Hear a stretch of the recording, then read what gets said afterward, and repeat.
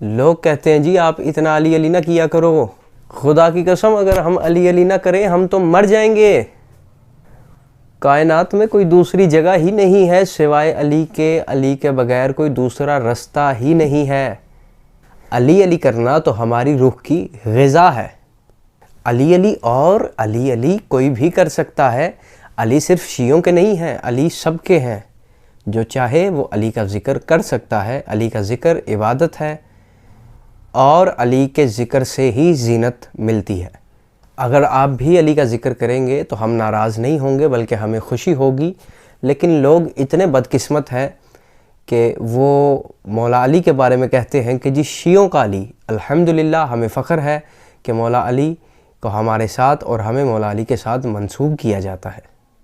मौला अली हमारे हैं और हम भी सिर्फ़ अली के हैं। और याद रखिए जिसकी ज़ुबान पे अली अली ज़्यादा रहता है उसकी ज़ुबान पे नबी नबी भी ज़्यादा रहता है, क्योंकि अली से मोहब्बत ही नबी से मोहब्बत की दलील है।